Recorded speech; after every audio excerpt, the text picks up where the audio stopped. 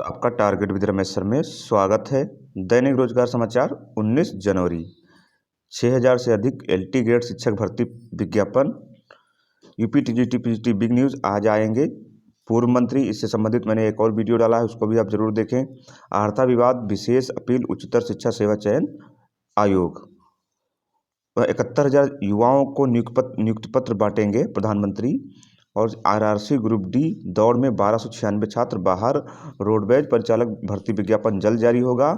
अन्य शैक्षिक महत्वपूर्ण खबरें, इन सभी महत्वपूर्ण खबरों को हम डिटेल से जानेंगे। उससे पहले अगर चैनल पर नए हो तो चैनल को सब्सक्राइब कर लें, बेल आइकन ऑल पे प्रेस कर लें और वीडियो को लाइक शेयर जरूर कर दें। सबसे पहली महत्वपूर्ण सूचना है 6000 से अधिक एलटी ग्रेड शिक्षक भर्ती के विज्ञापन को लेकर जो सूचना है उस पर हम लोग बातचीत कर लेते हैं।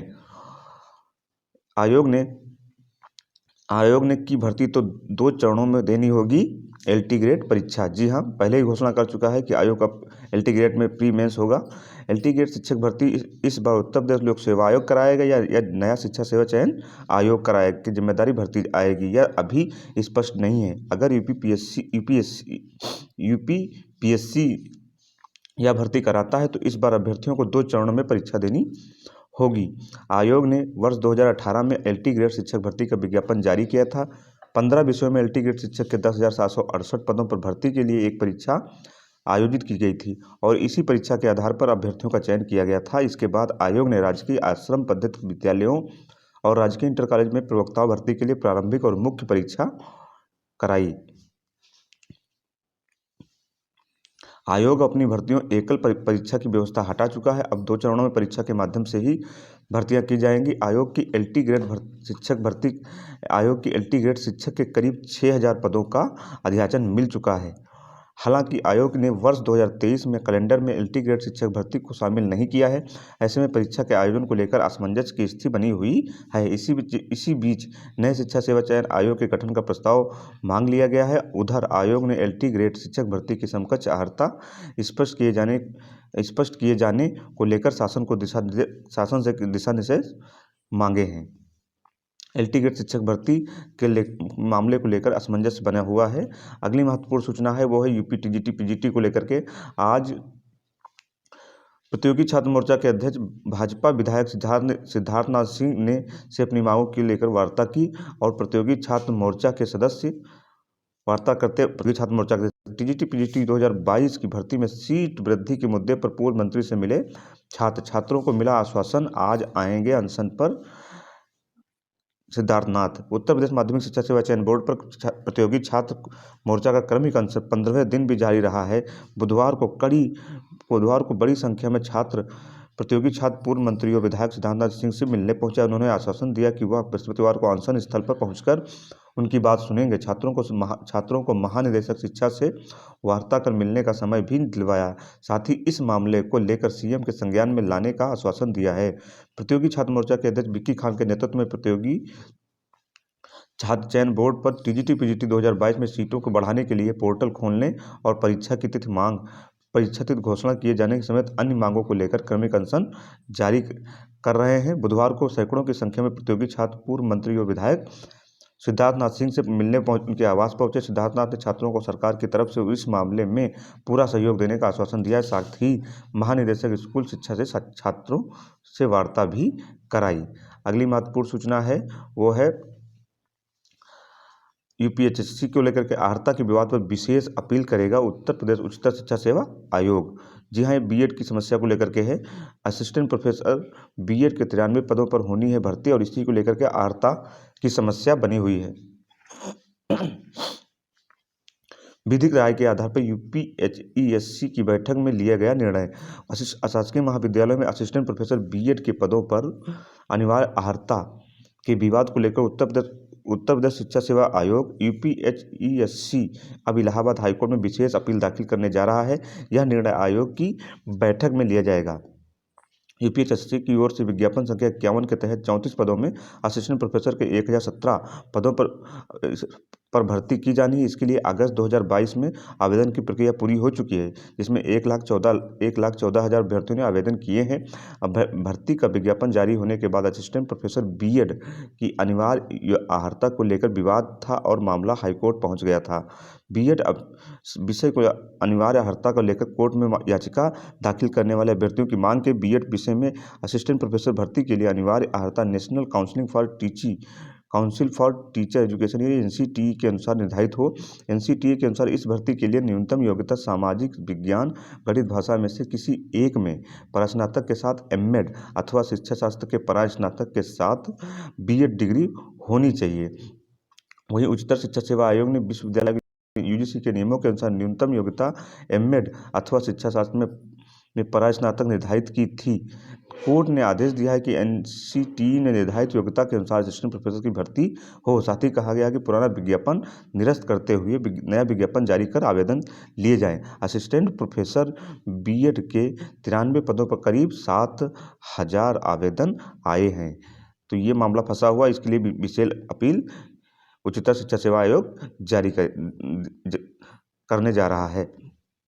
अगली महत्वपूर्ण सूचना, 71,000 युवाओं को नियुक्ति पत्र बांटेंगे प्रधानमंत्री मोदी। 71,000 युवाओं को कल देंगे नियुक्ति पत्र। इस वर्ष के अंत तक 10 लाख युवाओं को सरकारी नौकरी देने के लक्ष्य के क्रम में 20 जनवरी को तीसरा प्रधानमंत्री रोजगार मेला आयोजन किया गया। उस दिन विभिन्न राज्यों में आयोजित कार्यक्रमों में 71,000 चयनित युवाओं को नियुक्ति पत्र वितरित किए जाएंगे। मेक इन इंडिया और वोकल फॉर लोकल जैसी कई योजनाओं के माध्यम से मोदी सरकार युवाओं को स्वरोजगार के लिए प्रोत्साहित कर रही है। विभिन्न सरकारी विभागों में रिक्त पदों को भरते हुए युवाओं को नौकरी दी जाए, इसके लिए भी पीएम मोदी ने पिछले वर्ष घोषणा की थी। दिसंबर 2023 तक 10 लाख युवाओं को सरकारी नौकरी दी जाएगी। इसकी शुरुआत करते हुए प्रधानमंत्री रोजगार मेला 22 अक्टूबर 2022 को धनतेरस को लगाया गया था। ये हर बार कोई 20,000 कहीं 25,000 कहीं 11,000 ऐसी नियुक्तियों की बात करते हैं, मगर ऐसा कोई युवा मिलता नहीं जो इन नौकरियों में अब नौकरी कर रहा हो। ना ही कोई विज्ञापन जारी होता है, ना ही कितनी सैलरी है, कौन नौकरी कर रहा है, इसका कोई नहीं। और बार बार इतने लाख नौकरियां दी जा रही हैं, इतने हजार नौकरियां दी जा रही हैं, बार बार ये सब दोहराया जाता रहता है। अगली महत्वपूर्ण सूचना है वो है आरआरसी ग्रुप डी को लेकर के है। आरआरसी ग्रुप डी की दौड़ में 12,096 छात्र बाहर हो गए हैं। नौकरी की दौड़ में 3 दिन में बाहर हुए 1,296 युवा। जी हाँ, डीएस ग्राउंड में चल रही रेलवे भर्ती प्रकोष्ठ एनआरसी की नॉन टेक्निकल पॉपुलर कैटेगरी के लेवल 1 की शारीरिक दक्षता परीक्षा में नौकरी की रेस में 1,296 युवा अब बाहर हो चुके हैं। बुधवार को शारीरिक दक्षता परीक्षा में शामिल 933 में से 329 जो युवा अभ्यर्थी थे वो रेस से बाहर हो गए। ऐसे में अभ्यर्थियों को अब अगली भर्ती तक का इंतजार करना होगा। तीसरे दिन कुल 1,500 अभ्यर्थियों को डीएस ग्राउंड में बुलाया गया था।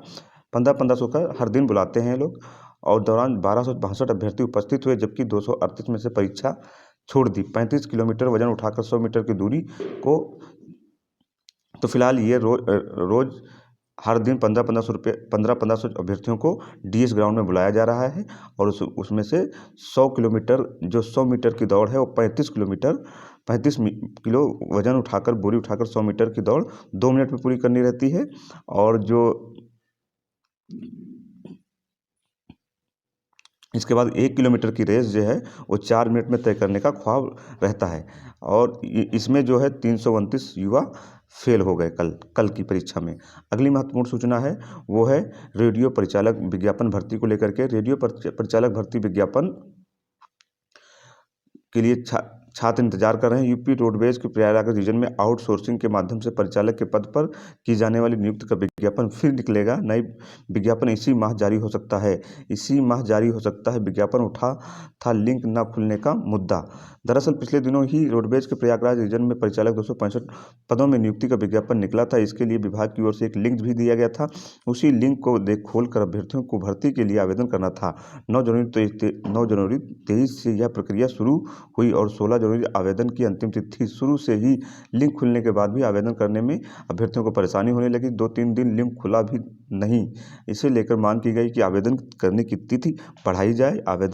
उत्तर प्रदेश रोडवेज कर्मचारी संघ ने यह मुद्दा प्रमुखता से उठाया। इस समस्या को देखते हुए प्रयागराज रीजन के क्षेत्रीय प्रबंधक एम के त्रिवेदी ने मौजूदा विज्ञापन को रद्द करने व नया विज्ञापन जारी करने का पत्र मुख्यालय चयनित firm messrs SS enterprises Raebareli को भेजा। माना जा रहा है कि इसी माह भर्ती का नया विज्ञापन जारी हो सकता है। सौरभ श्रीवास्तव, अनिकेत यादव, विकास कुमार, नीरज याय, अनिल पटेल अभ्यर्थियों ने रोडवेज के इस निर्णय को सराहना की। इन प्रतियोगी छात्रों का कहना है कि इस बार विज्ञापन जारी करने के लिए ध्यान रखा जाएगा और लिंक खुलने आदि में समस्या न हो। उधर कर्मचारी संगठन आयोग के अध्यक्ष सिंगार यादव और प्रदेश मंत्री सत्यनारायण यादव ने भी रोडवेज प्रशासन के इस संबंध को कहा स्वागत किया है। अगली महत्वपूर्ण अन्य सूचनाओं में है एसएससी जेईई भर्ती परीक्षा 2022 का रिजल्ट एसएससी ने जारी कर दिया है। इसमें 20,138 छात्र सफल हुए हैं। टियर 1 की परीक्षा में कर्मचारी चयन आयोग ने जेईई भर्ती 2022 की ऑनलाइन यानी टियर 1 की परीक्षा घोषित कर दी है। इसमें जो सिविल में है वो 15,65 और इंजीनियरिंग मैकेनिकल शाखा में 4,545 अभ्यर्थी सफल हुए हैं।